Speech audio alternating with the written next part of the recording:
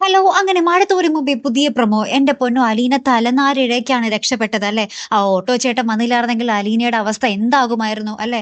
അപ്പൊ ആ ഓട്ടോ ചേട്ടന്റെ പെങ്ങളുണ്ടല്ലോ, അലീനയ്ക്ക് കുളിക്കാനുള്ള സൗകര്യമൊക്കെ ഒരുക്കി കൊടുത്ത് ഡ്രസ്സൊക്കെ കൊടുക്കുന്നുണ്ട്. അതിനുശേഷം എല്ലാം കഴിഞ്ഞ് വൃത്തിയായിട്ട് നമ്മുടെ ഓട്ടോക്കാരന്റെ സഹോദരിയോട് ഈ കാര്യങ്ങളൊക്കെ പറയുവാണ്. "ഞാൻ ശരണ്യയെ കാണാൻ വന്നതായിരുന്നു അവളെ ആശ്വസിപ്പിക്കാൻ. പക്ഷേ ഇവരെല്ലാരും കൂടി എന്നെ മണ്ണെണ്ണ ഒഴിച്ച് കത്തിക്കാൻ ശ്രമിക്കുവായിരുന്നു. ഓട്ടോ ചേട്ടൻ വന്നില്ലായിരുന്നെങ്കില് ഞാൻ കുറച്ചും കൂടെ കഴിഞ്ഞ് കരിക്കട്ടയായി മാറിയാനെ" എന്നൊക്കെ പറയുകട്ടോ അലീന. ഭയങ്കരമായിട്ട് കരഞ്ഞിട്ടാ പറയുന്നതേ. പിന്നീട് നമ്മുടെ ശരണ്യയുടെ വീട്ടിലേക്ക് നമ്മുടെ അലീന വീണ്ടും രണ്ടും കൽപ്പിച്ച് പോകുന്നുണ്ട്.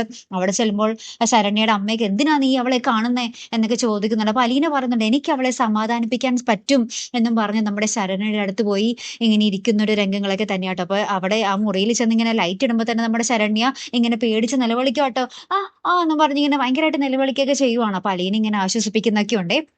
അപ്പുറത്താണെങ്കിൽ അലീനയ്ക്കെതിരെ ഈ ഒരു സംഭവം നടന്നത് നമ്മുടെ പോലീസ് അറിയുന്നുണ്ട്. എന്നിട്ട് അലീനയെ അന്വേഷിച്ചാണ് നമ്മുടെ പോലീസ് ബാലചന്ദ്രന്റെ വീട്ടിലെത്തുന്നത്. പക്ഷെ ബാലചന്ദ്രൻ കാര്യം എന്താണെന്ന് പോലും തിരക്കാതെ പോലീസിനെ അവിടെ നാട്ടി പായിക്കുകയാണ്.